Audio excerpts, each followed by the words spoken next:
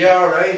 We've sort of getting settled in, but it's kind of been a whirlwind since we've been over here. And a couple of days, like it's been kind of back to back because we're trying to squeeze so much in a short amount of time. Yeah. We've had a couple of days that kind of beat us up, but I'm pretty pumped to be here anyway. Been busy today, by the sounds of it, which yeah, yeah, it has been a busy day. Yeah.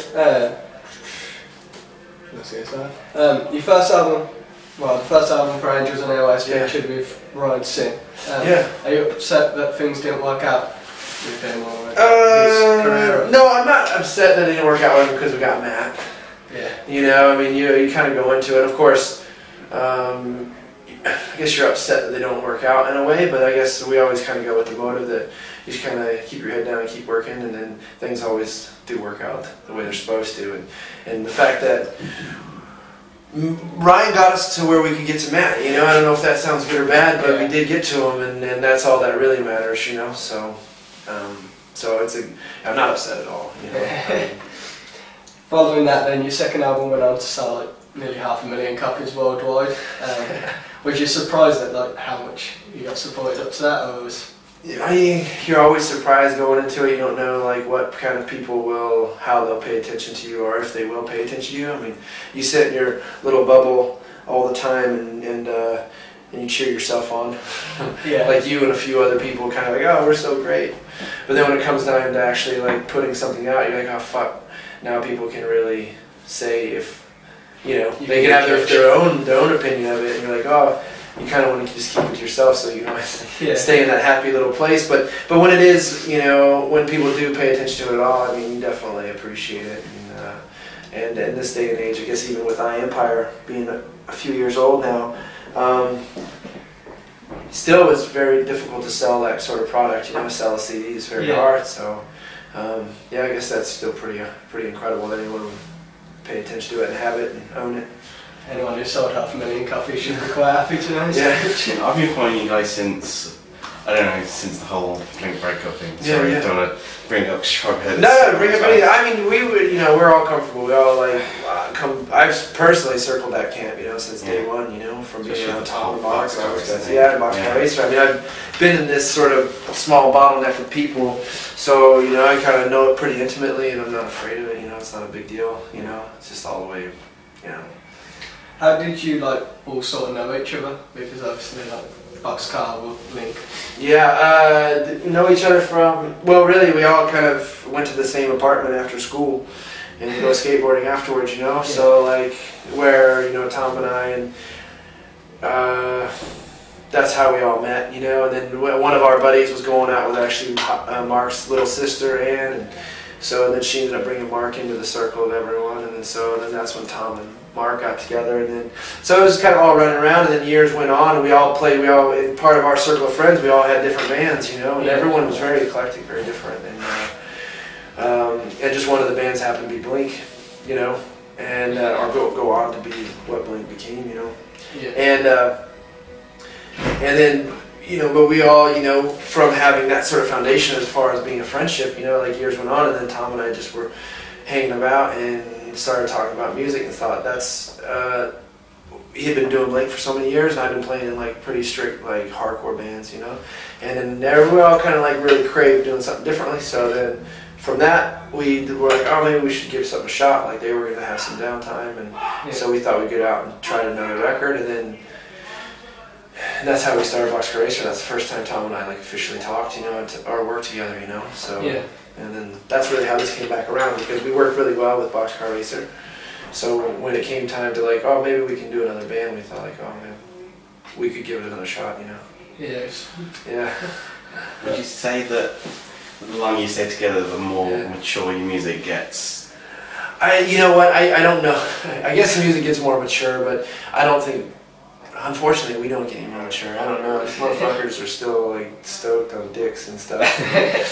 But I think that the maturity level is more just about being around longer. So you have more things that influence you and more ingredients to throw into that pot. Like when you're a kid, you're like, I listen to fucking 5 bands, you know, like that I identify with and that identify me.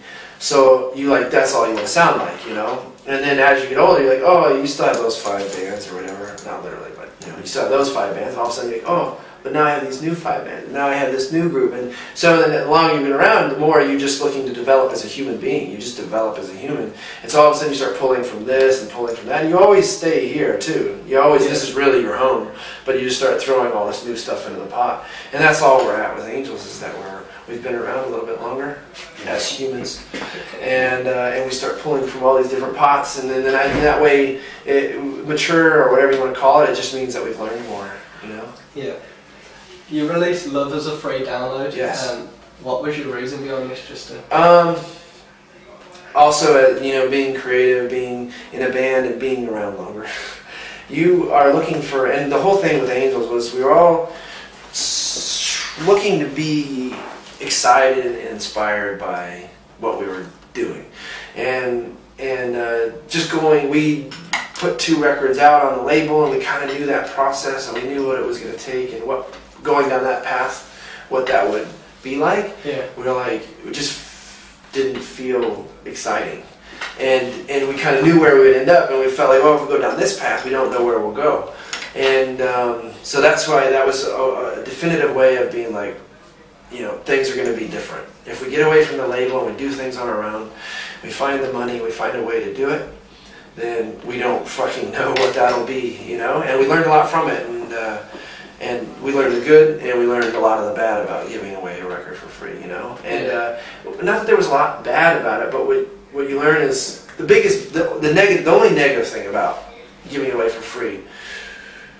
Because the money stuff, we always believe, like, that stuff will work itself out. Like, you know, it's scary because it costs so much to do that kind of stuff, and it's a big investment for yourself to the point to where it could potentially kill you. But you know, kill you as a band, because you're like, oh my gosh, like. But we figure, like, well, if you're doing it from the right place, right, the money will work itself out, and as long as you're working, the money will come. But so the drawback really is the fact is when there's nobody else that can make money off of you, there's nobody that will invest in you, like invest their marketing team, invest their platform. So like we lose like iTunes and Amazons and Yahoos, everyone that's like, oh, potentially going to make money off you, they're like, oh, well, we can't do anything with you, you're giving away a record. We're like, oh yeah, we didn't think about that. And that was, and those are the, even if you're giving away something for free, that's still where everybody learns about the fact that you have a new record, that you have new things happening, that you're still a band, really. So for as many people I think we introduced ourselves to, because even like doing an interview like this, I've been able to say like, yes, we have a new record out, and it's for free. Just go to angelsairways.com and download it for free. Just click on it.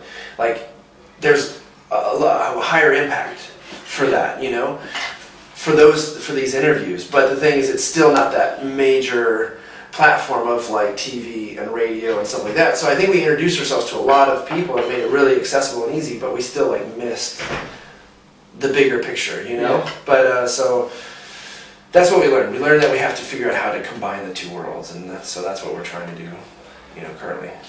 Once again, you sold 500,000. Well, you download those 500,000 downloads for that album in 48 hours. Yeah.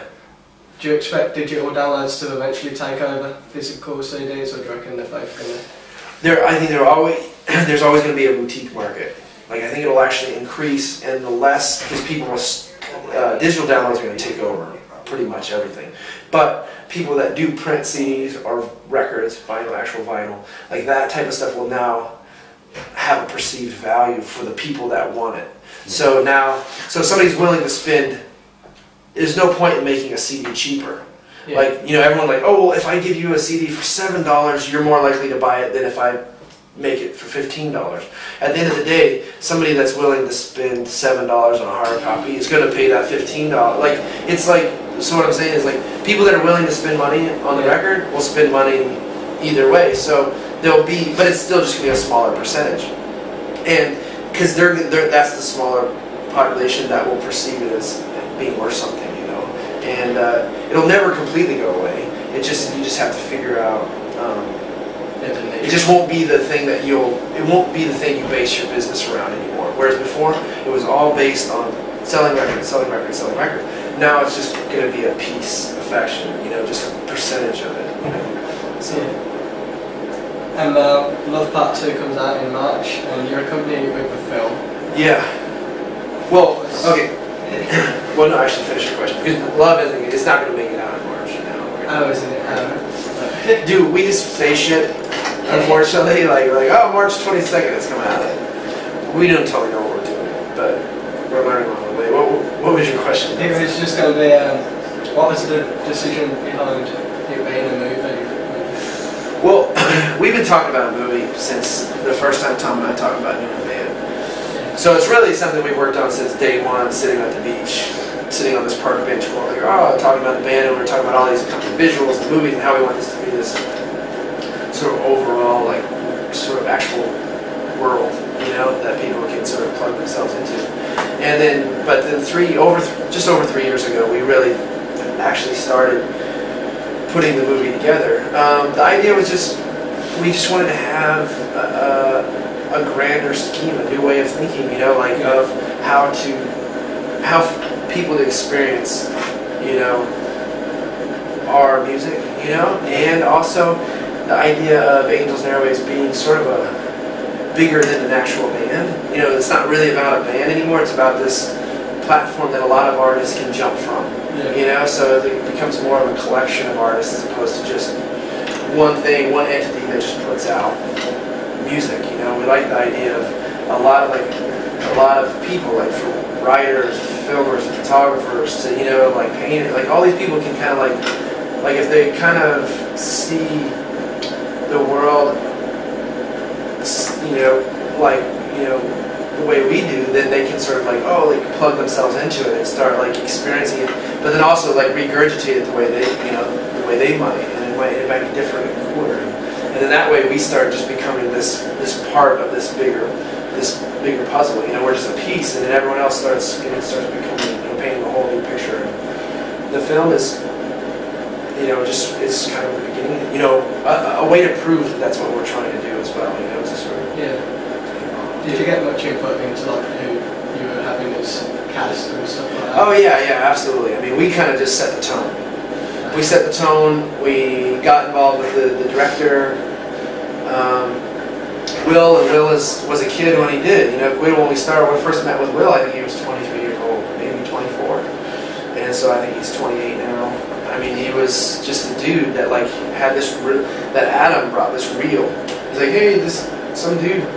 One of his neighbors dropped this reel off. He's like, you should check this kid out. He's fucking pretty badass. And we get that stuff all the time. And a lot of times it's not badass. It's pretty shit. And so when we put it in, we watched. I was like, holy fuck, this kid's gnarly. Like he really knows what he's doing, and he's got a lot of access to a lot of really great equipment. And so we met with him and we started talking to him, and we just started down that road with him. And so we just kind of were, you know, we were just involved in the way of setting the tone, you know, kind of like talking to him and getting that stuff kind of squared away, and, you know, trying to find the money for it too. You know, that was kind of like obviously something that we played a big part in is figuring out how that would work. You know, you kind of don't realize how much a film costs. Yeah. But just the time, and then just as far as then doing, you know, all the music and all that stuff for it, you know what I mean? But we're just, again, you know, like the platform, and this is just a visual likeness to what our band is, you know? Yeah. For anyone who is yet to see you live, what are they missing out on? I think the all-encompassing energy of it, you know? It's really kind of, I think, powerful, you know? Like how you get that many, you know, not that, you know, whether it's, you know, 500, 1,000, 2,000 people, 3,000 people in a room, but that are all thinking the same way and kind of experiencing the same thing at the same time. I think that's pretty overwhelming, like even emotionally, you know, and I think that's something that our show has that's sort of, I like to think is different than most. You know, that it just feels like everybody's on that same level. There's not really the band so much as it's just everyone's creating this sort of energy, and I think you can't experience that unless you see it live, but you can learn about it by listening to the records. You know, you learn about it, and then when you show up to the shows, then you're ready to release and have that experience, you know, live with everybody else. That's all the questions we have to ask. Okay.